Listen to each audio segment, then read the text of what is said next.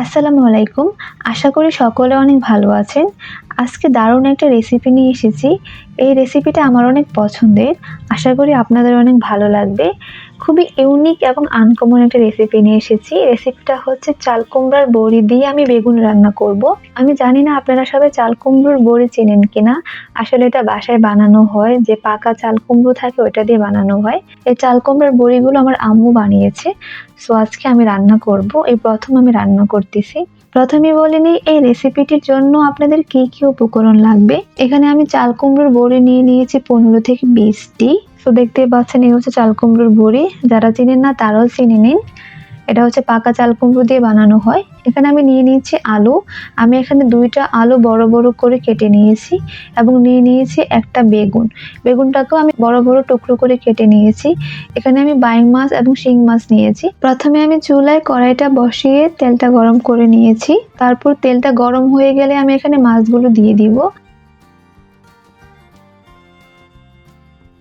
আমার এখানে মাছগুলো ভাজা শেষ। এখন আমি চাল কুমড়োর বড়িগুলো ভেজে নিচ্ছি। তো আমার এখানে চাল কুমড়োর বড়িগুলো বাদামি কালার প্রায় চলে আসছে। বেশি পুড়ে গেলে আবার খেতে মজা লাগবে না।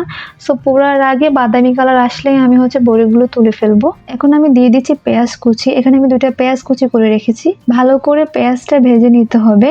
এখন আমি দিয়ে দিচ্ছি 1 চা চামচ আদা রসুন বাটা।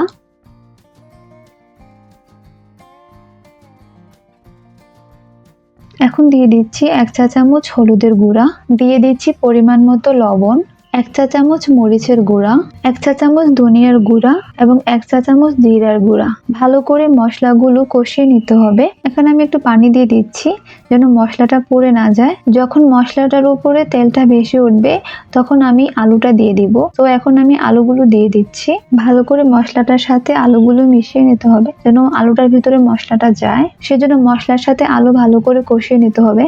যারা এই চাল কুমড়োর বড়ি রান্না করে খাননি তারা অবশ্যই বাসায় চাল কুমড়োর বড়ি বানাবেন এবং রান্না করে খাবেন। এবং এটা এখন কিনতেও পাওয়া যায় বাজারে। তো কিনে নিয়ে অবশ্যই রান্না করতে পারেন বাসায়। এখন আমি দিয়ে দিচ্ছি ভেজে রাখা চাল কুমড়োর বড়িগুলো। আলু এবং চাল কুমড়োর বড়ি ভালো করে কষিয়ে নিতে হবে মশলার সাথে। এখন আমি একটু পানি দিয়ে দিচ্ছি। এখন আমি দিয়ে দিচ্ছি কেটে রাখা বেগুনগুলো। বেগুন দিয়ে চাল কুমড়োর বড়ি অনেক মজার একটা রান্না। ভালো করে আলু, চাল কুমড়োর বড়ি এবং বেগুনটা কষিয়ে নিতে হবে এবং 2 থেকে 3 মিনিট ঢাকনা দিয়ে রাখবো যেন মশলার সাথে আলু, চাল কুমড়োর বড়ি এবং বেগুনটা ভালো করে কষায়। এরপর আমি দিয়ে দিব পরিমাণ মতো পানি। এখানে যেহেতু চাল কুমড়োর বড়িটা সিদ্ধ হতে সময় লাগবে সেই কারণে আমি একটু বেশি পরিমাণে পানি দিচ্ছি।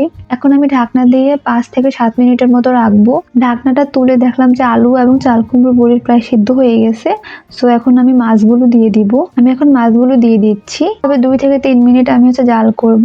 এখন আমি দিয়ে দিচ্ছি গরম মশলা। এখানে আমি 1 চা চামচ গরম মশলা দিয়ে দিয়েছি। এখন আমি দিয়ে দিচ্ছি ধনিয়া পাতা। যারা ধনিয়া পাতা পছন্দ করেন না তারা স্কিপ করতে পারেন। আমার রান্না প্রায় শেষ।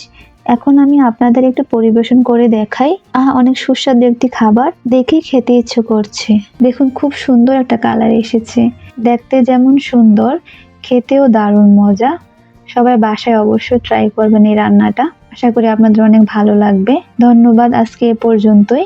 সবাই ভালো থাকবেন, সুস্থ থাকবেন। আল্লাহ হাফেজ। আসসালামু আলাইকুম।